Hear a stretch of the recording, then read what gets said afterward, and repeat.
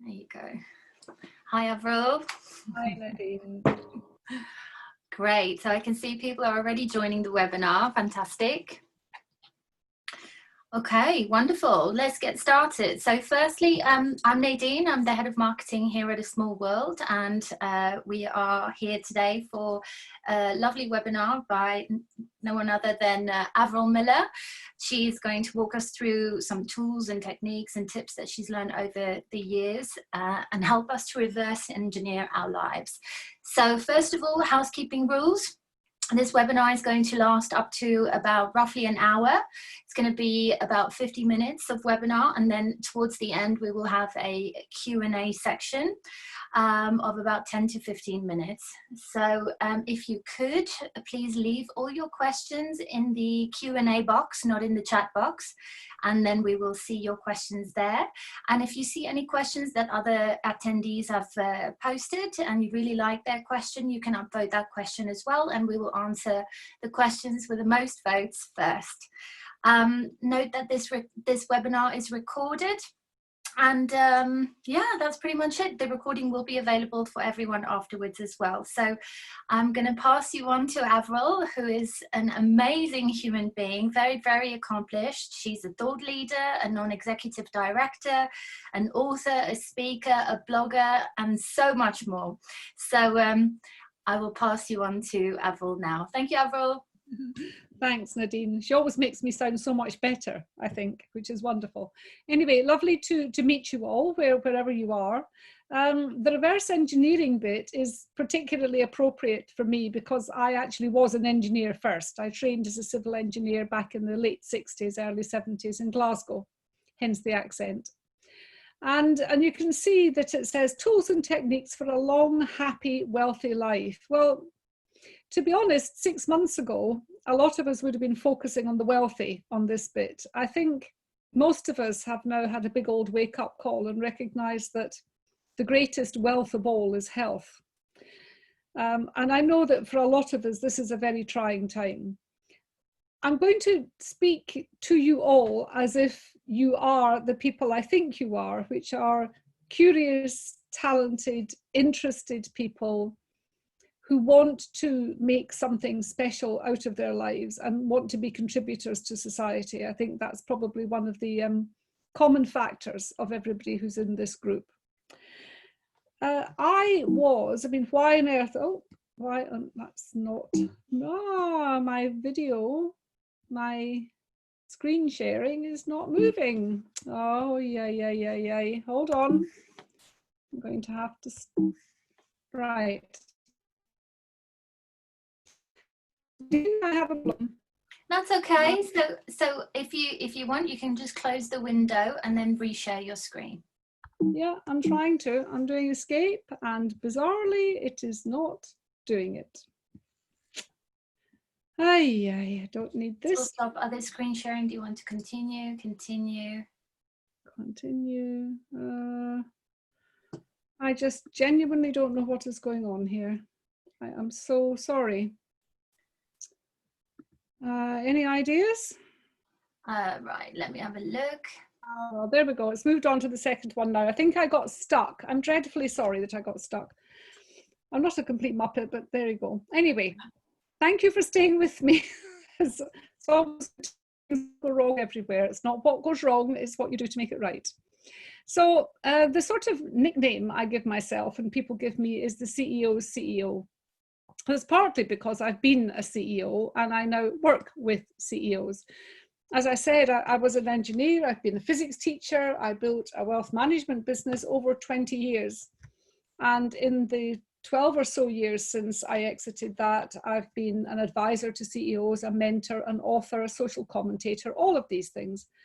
I help businesses and people, especially founder-owned businesses, to design and redesign the way they approach their life and work.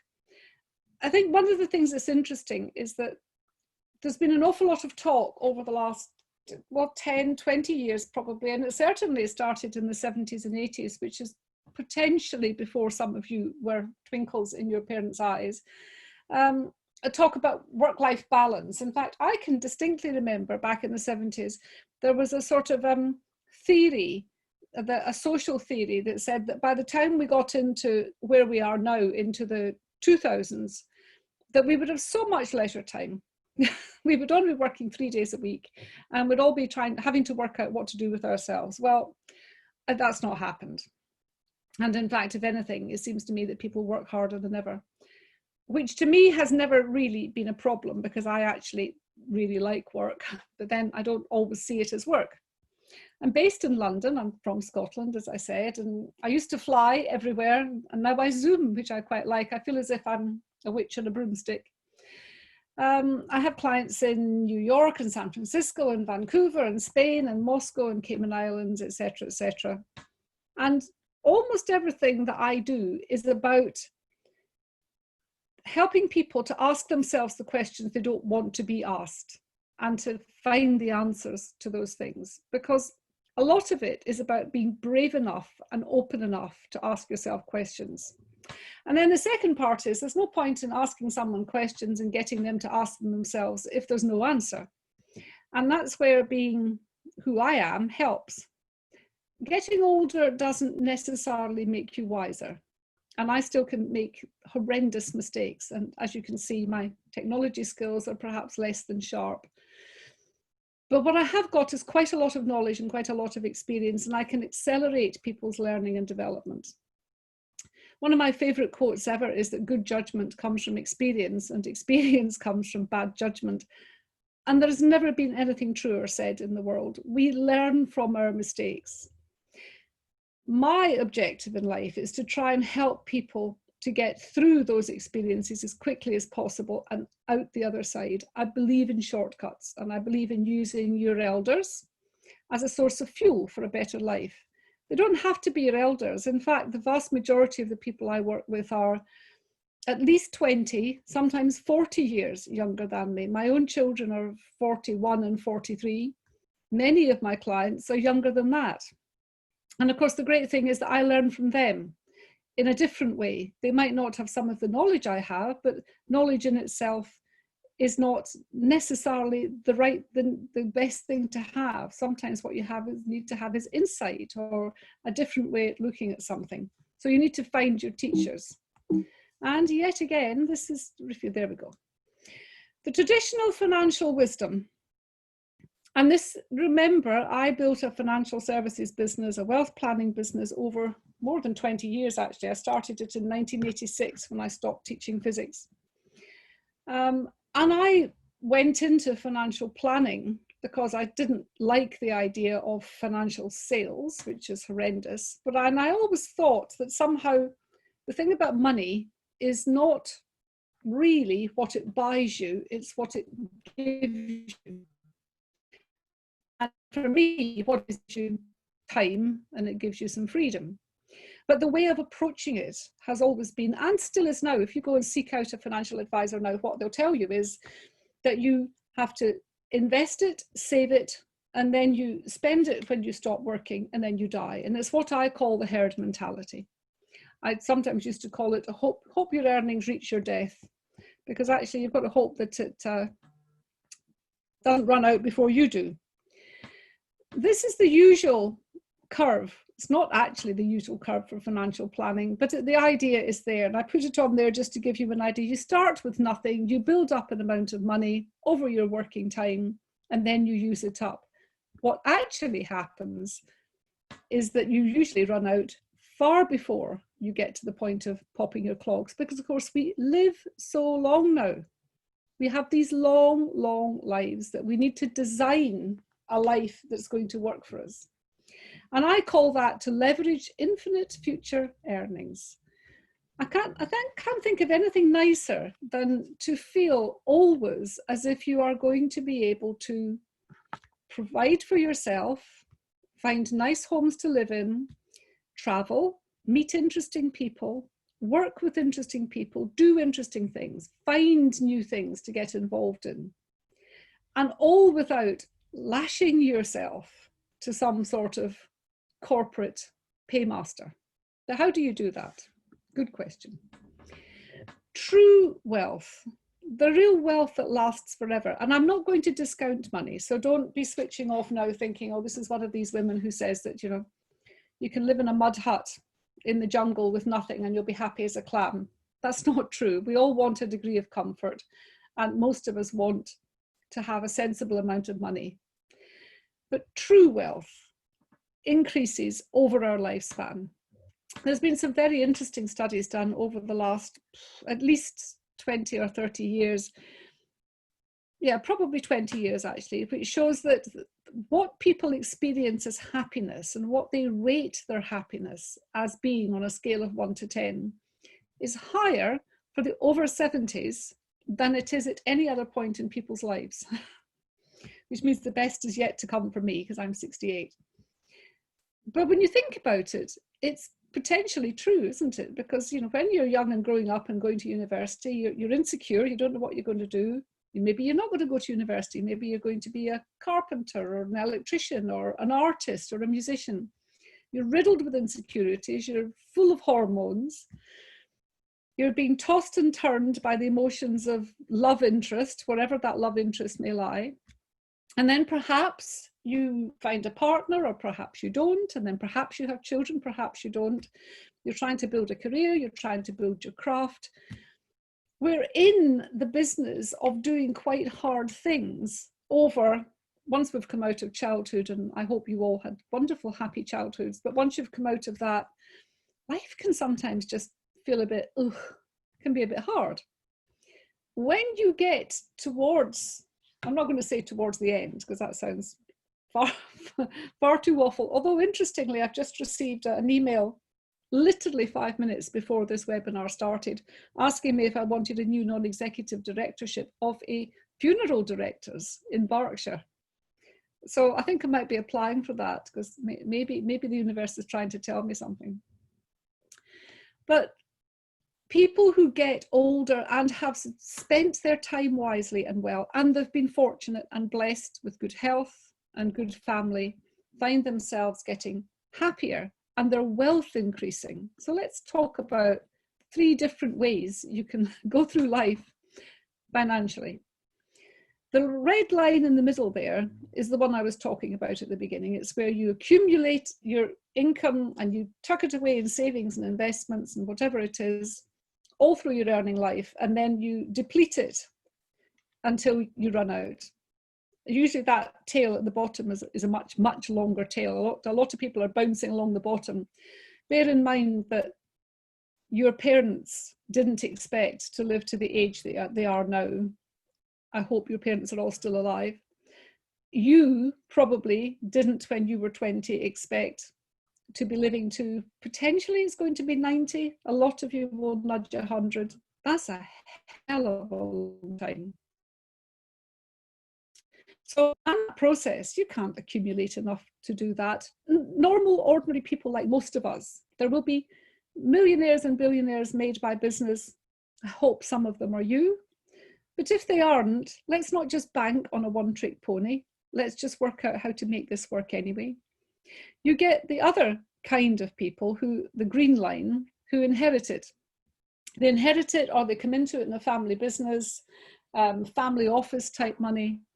And the statistics are that within 2 to 3 generations, that's usually gone. It's a sad fact of life. I work with a lot of family offices, principals of family offices, whose children, unfortunately, don't necessarily continue with the same entrepreneurial and prudent spirit that built the wealth in the first place.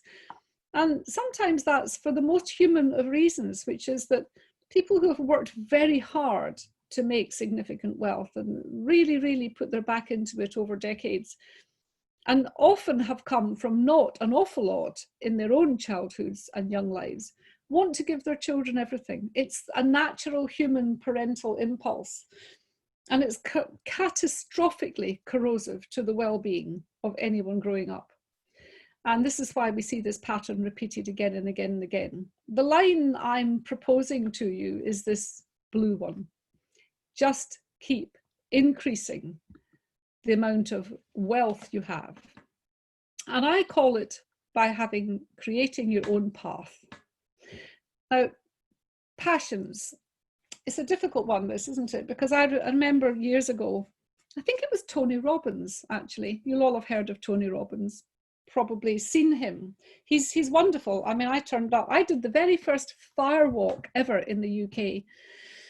Crikey, 30 years ago, 35 years ago, not sure. And he would talk about finding your passions. And I used to really fret about that because I had lots of things I was interested in, but I didn't have anything that I would call a passion.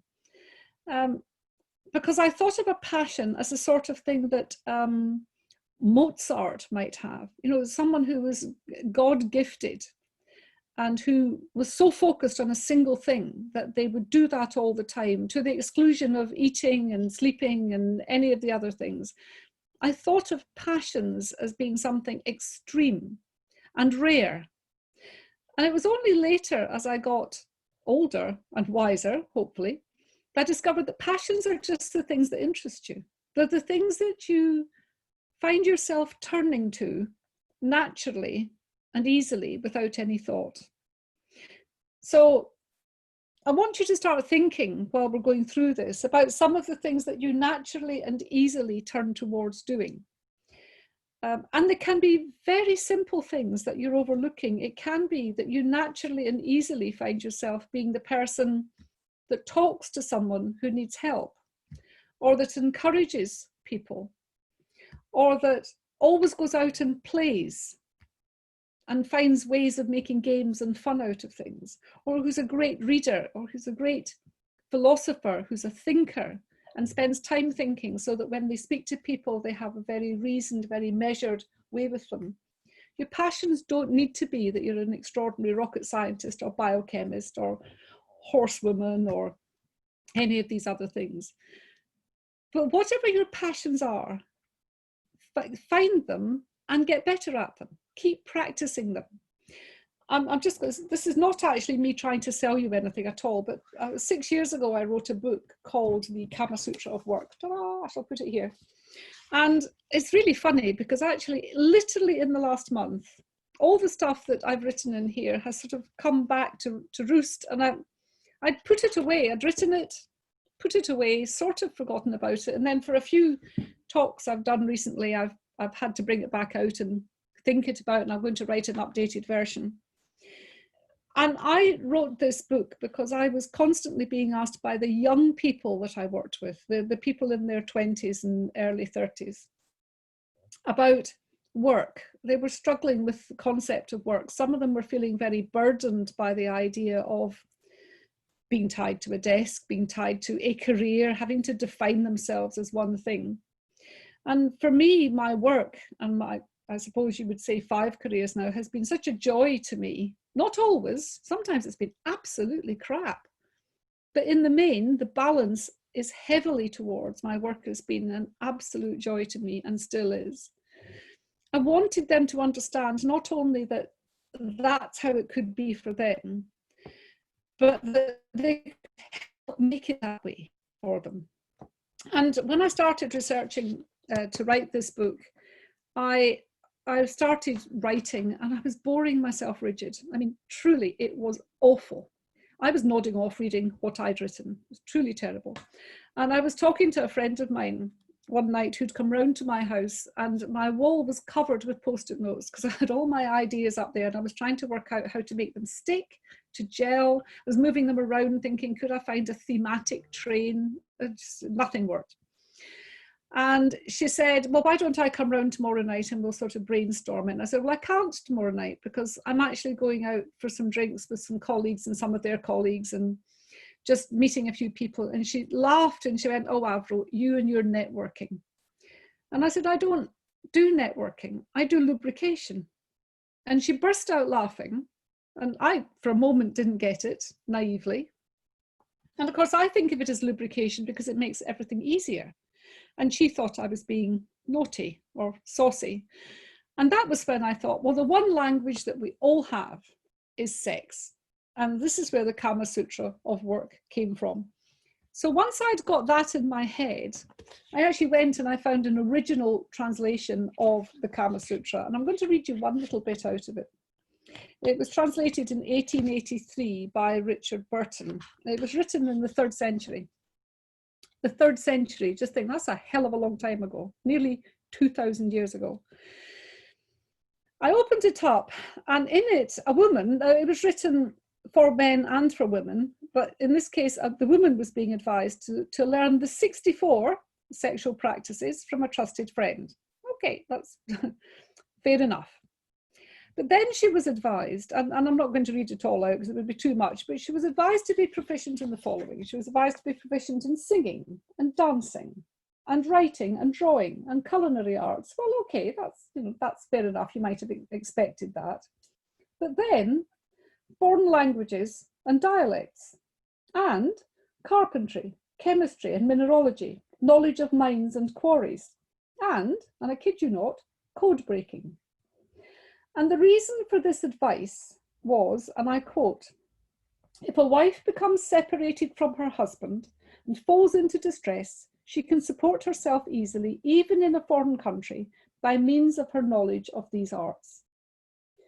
Now, I would suggest that if a person becomes separated from their economy, from their job, from their livelihood, it's a very, very good idea to have a whole load of other things that you can do. And this is what this is about. Now, if you want to travel fast, travel alone. We all know that. And if you want to travel far, travel together. There are times for both. There are times when you're going to need to put your head down, focus on something for yourself and do that. But if you want to travel far through life, you will have to travel together. Let me explain what that means. Over your time, you need to cultivate your tribes. It's been a very heavily used word. I think Malcolm Gladwell wrote a very good book about tribe, or Seth Godin, I'm not sure which. Lots of people have written about tribes. And it can be massively misunderstood. But your tribe should be not the people who are just like you. People tend to think of, and I've seen people say, "I've found my tribe, these people are all like me." That is not, in my opinion, a tribe. The only common point of contact in a tribe should be a similar attitude towards your ethics and your values, and should be an open-mindedness and curiosity. But you can have a tribe of people made up of the most extraordinary variety of people. And you need to build these as trusted relationships across many areas of your life. I have heard someone say that a close tribe is 15 and a large tribe is 150.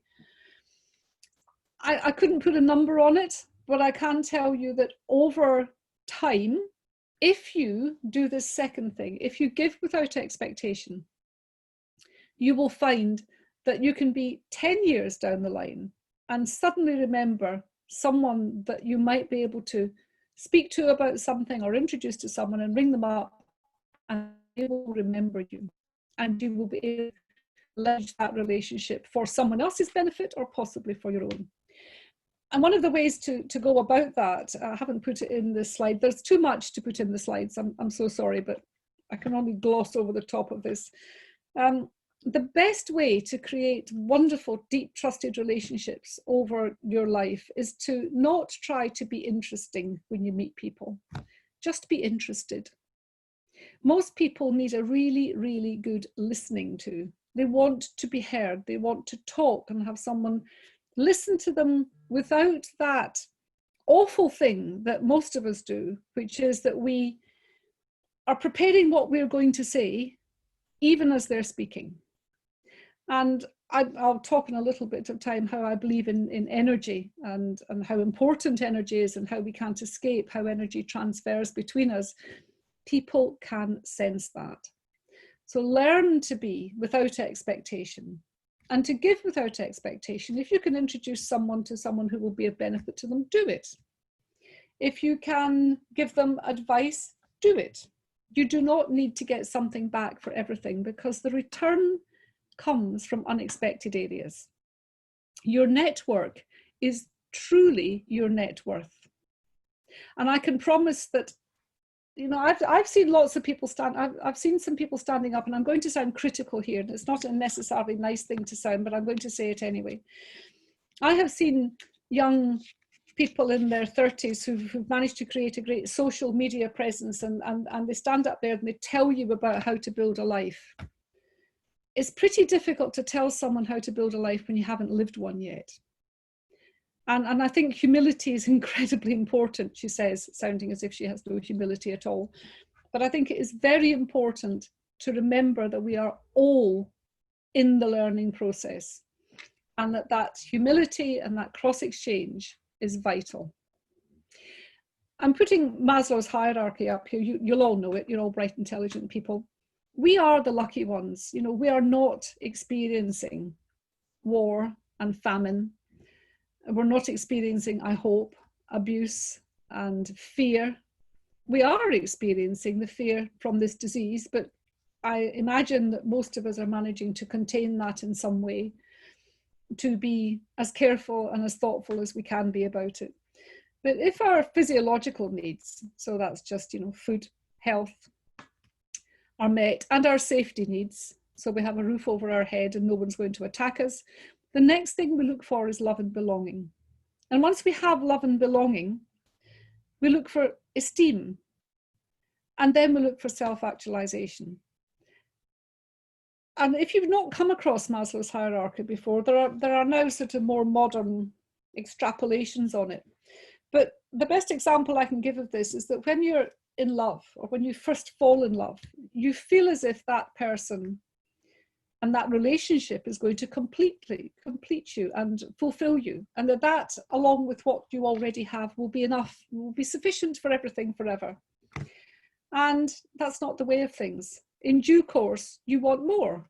You want more for yourself. You want to build up yourself, your self-esteem. You want to become something that matters to yourself and to the world. And so being able to focus on yourself as a project is hugely important, and it's hugely important if you want to have a long-lasting relationship. I strongly suggest that you make yourself as interesting as possible by being interested in the other person, but also changing yourself by growing, not changing yourself in any other way, but by growing. I've said we are the lucky ones, but how do we express our gratitude for that? Because I do believe we should be expressing gratitude. We want to build meaningful, expansive, purposeful, rich lives. Here's true wealth. You'll add some of yours in here. I mean, I could have put music in here. I could have put art in here, but I said it's health, it's love, family, relationships, community. Finances are in there for sure. Value to yourself and what you have to offer. People's self-worth is measured internally, how you feel about yourself. And an awful lot of people don't have very good self-worth at all. They have an internal dialogue which is constantly berating them. It's not uncommon for people's internal, or someone trying to undermine them. People will say things to themselves, or their subconscious minds will say things to themselves that they would never say to their best friend. Certainly not a best friend who was in some distress. So learning to be aware of that is hugely important. That again is a whole other session. And personal growth matters. For the vast majority of people, we all want to leave some sort of legacy, to feel that we've done something meaningful. That legacy may be bringing up wonderful children. It may be teaching. It may be just leaving behind people who are better off for you having been in their lives, no matter how short a time. Spirituality, knowledge, talents, wisdom, joy and laughter, travel and the arts. This is wealth. This is wealth.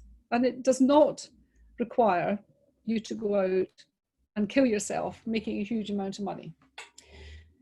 Kaizen is a Japanese term for continuous improvement. It's an old term, but it was used particularly in the transformation of Toyota. But people tend to think of improving as being, and I think this is where social media is a bit of a problem.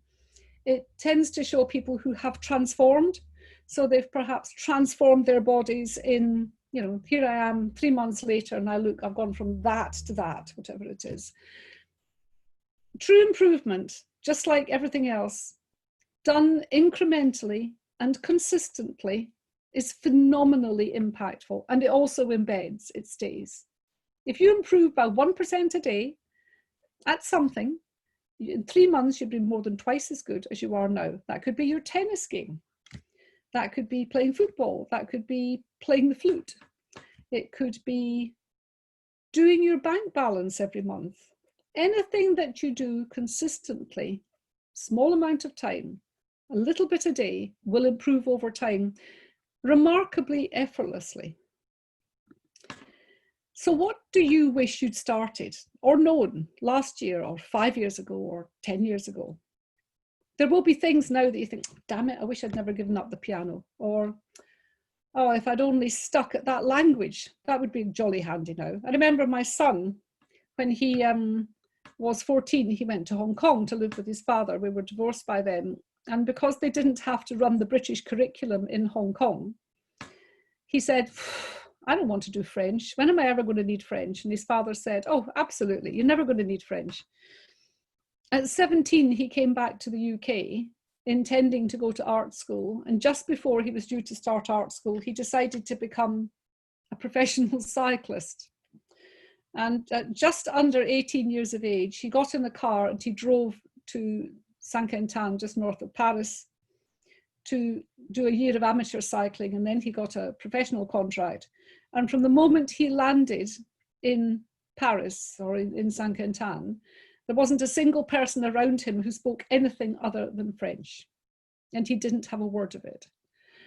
He's now fluent, as you can imagine, but can you imagine what that first 6 months was like for basically a kid arriving nowhere without a language? So the things that you give up sometimes are the things, oh, I wish I'd hung on to that.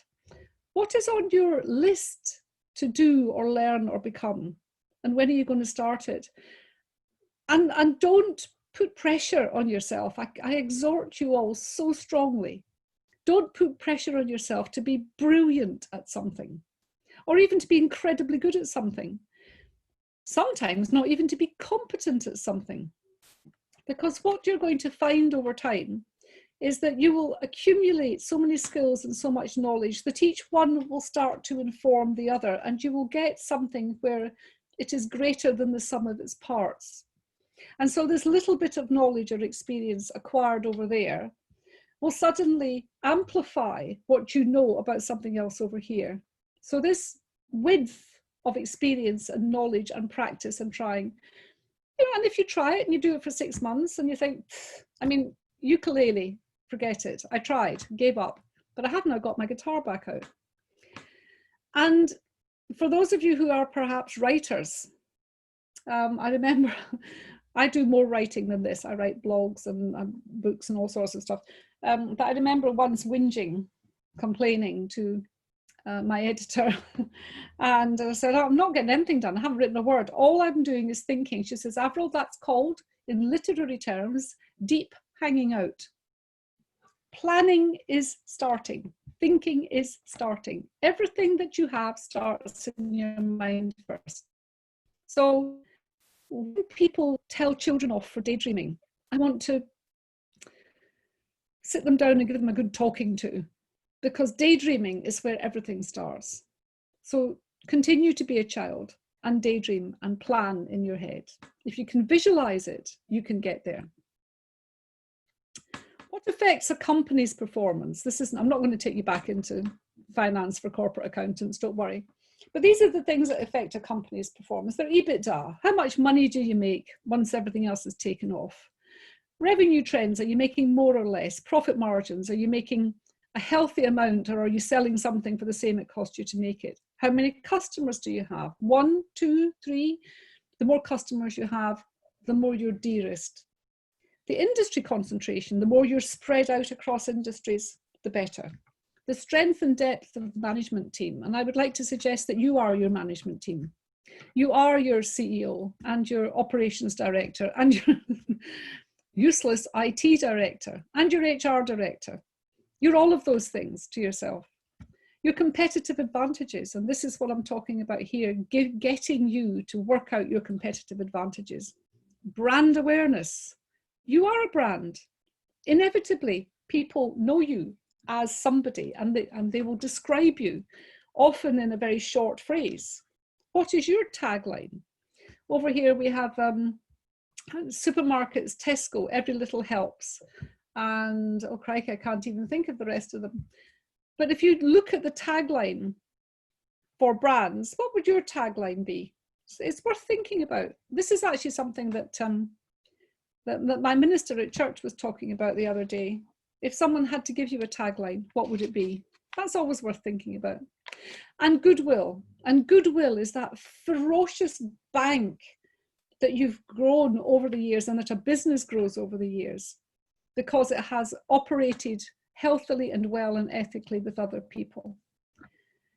And this EBITDA and the difference in the company value is worked out by the PE ratio. And don't worry about the numbers. Just look down on the right-hand side and you'll see that Coca-Cola has a multiple of somewhere between 14 and 16. And Monster Beverage has between 18, roughly 18, and someone else is down there. Dr. Pepper is down at 9.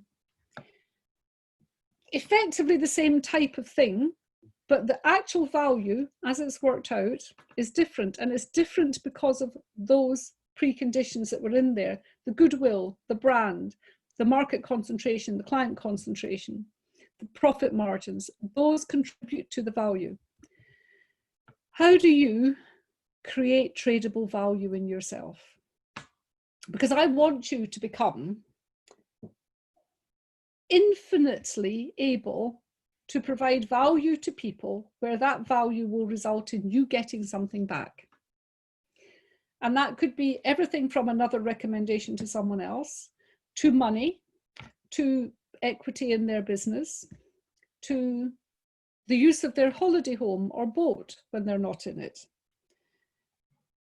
A whole variety of things. So in order to do that, you have to experiment and try everything. Broaden out everything that you know so that you can start to create this geometric explosion of your understanding and knowledge. Be curious, always be curious. Ask how people do things and be bold and fearless. Select your core skills and don't accept what you're telling yourself. Ask around, ask other people. What do they think you're good at? There was a very, very interesting piece on the news today at lunchtime, and it absolutely shocked me because I knew it was going to be, it was talking about what I'm talking about now. And of course, massive job losses coming up here in the UK, I expect worldwide. And a woman on there, The Economist, was saying, well, what people have to do now is they have to learn how to be many things and do many things. And I was thinking, oh, well, there you go, you were right. Learn, always be learning, read, have a wide range of talents and skills. And as I say, they don't necessarily need to be knock it out of the park, the best in the world, because better than average is literally better than average. Practice, tell people what you can do. Make sure you tell people and become an authority. One of the ways to become an authority, of course, is to write, and it's never been easier. You can write on blogs, you can write on social media, you can guest post on Medium, Thrive. There's so many places you can put your thoughts out there and become an authority. And that's what people want. They want people who can confidently give them an opinion on something to help them. Don't improve your weaknesses. I've been adamant about this ever since I was teaching many years ago. I had some kids who just couldn't get the hang of quadratic equations.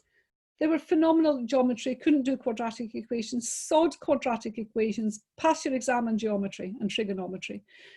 If you do a 10% improvement in your weaknesses, you're still usually pretty shabby. A 10% improvement in your strengths is massive, always. And it feels an awful lot nicer. You're not wading through treacle. And place all your effort where it will get the best return. And that best return can actually simply be that it makes you feel really good to do it, with or without any financial or other reward. This is Archimedes. I don't know if I can show you here. I can actually. My daughter and I have matching tattoos. This is not very fashionable for an older lady, is it? I have a lever and a fulcrum. I don't know if you can see there. And this is because I'd said to her many years ago, as I say, she's 41, I'd said to her many years ago that I felt she was going to change the world, and I told her this expression. And then last year she said, I would like to have that tattooed as you on me. And so I did it too. Give me a lever long enough and a fulcrum on which to place it, and I shall move the world. Make sure you have a long lever. Make sure you have a lot of talents, and then start finding the fulcrum on which you can put it. And it won't just be one fulcrum. There can be many. I mean, I work with 5 or 6 different clients in 5 or 6 different sectors doing 5 or 6 different things. Right, 10 minutes and I'll be done. Here are some of the tools. They're a tiny little bit of some of the tools that I've used over the years that have worked to help get me to where I am now, reasonably healthy, reasonably well. And I'm no saint. I am no saint. But for your physical and mental well-being, go for mental flexibility. Seek out people you disagree with. We are in the age of debate. Debate, if you look it up in the dictionary, means that when you're having a discussion where each person is attempting to win their point and win their argument. Don't debate with people. Have a dialectic. Have an exchange of views, an exchange of opinions, because we're not all right and we're not all wrong. And it's so important today, more than anything, it's so important today that we try to look at things from other people's opinion, and we refuse to get into arguments. We can argue strongly for what we believe in, but making sure that you don't shut yourself off to other people's thinking is absolutely vital now. We are, I think, at a very real tipping point in society globally around our inability to talk factually and calmly about things without it dissolving into rancor and unpleasantness. Be open-minded, discuss everything with everyone. Listen, as I said earlier, listen to good conversations. Podcasts, goodness me, podcasts are wonderful. If you walk at all, podcast everywhere you go. Read widely and deeply and write. Preferably write with a pen. Writing with a pen is much better spiritually and energetically for you than writing with your computer. Even if you just do your structure or your notes there and then you type it out. Don't judge. One of the reasons I ask people not to judge is the more you judge, the more you will judge yourself. You will be self-critical as well. It's not healthy. And use sleep and food as medicine. And any exercise is good exercise. There's just so much stuff just now on Instagram, but just move, just keep moving. And here are my secret weapons that I do. I have the 5 Tibetans, which later on, if you want to hear more about this, I can find a way. Nadine will help me to, or you can contact me on social media or whatever, and I'll show you. The 5 Tibetans are a series of 5 simple exercises that I do in the morning that are phenomenally good for strength and for flexibility and for energy. They're particularly designed for energy. You know, we're not a body that happens to have a spiritual life. And you disagree with this if you wish, but this is my belief. We are spirits who happen to be tucked up in a meat suit. And therefore it's terribly important that we don't disregard our energetic and spiritual life. Wim Hof, if you've ever come across him, the breath man, the ice man, in fact, he's called. You can use parts of Wim Hof, I mean, even just the simple ones like an ice cold shower or turning it to cold at the end of the day, but his breathing techniques are phenomenal. Walking and functional exercise. The 2 simplest exercise that I think make a world of difference to anyone are a plank. Anyone can do a plank. And squats and press-ups. And if you just do those, again, because people try to shoehorn, you know, I'm going to go to the gym for an hour a day, I'm going to work out 5 times a week, and then they don't do it, and then they feel bad about it, and then they create a negative feedback loop that says, well, I never finish on anything. Well, just every time you have a minute or 2 at home, perhaps go down and do a plank for 2 minutes, work up to 2 minutes. Or do 5 or 6 squats while you're brushing your teeth, or 4 or 5 press-ups when you wake up. And as I said before, improvement incrementally. Before you know it, your 1 flopped press-up on the floor will be 20. That's how you make changes. And I say again, sleep and food, because goodness me, people disregard. Food is medicine. I can't remember who said it. It wasn't Aristotle. Someone said, treat Treat food as medicine and you will never need medicine as food. And sleep, vitally, vitally important. And the other secret weapons are words. I'm a master NLP practitioner. It's a bit of a hackneyed phrase now, but your words make worlds.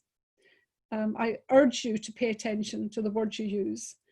I found only relatively recently, I found an energy worker called Jeffrey Allen, who I think is absolutely extraordinary and very down to earth. He's also an ex-engineer, perhaps that's why I like him so much. And I think his energy work and the way he approaches it and his gentle, unjudgmental way of helping you through his programs, which you can do online, I think are wonderful.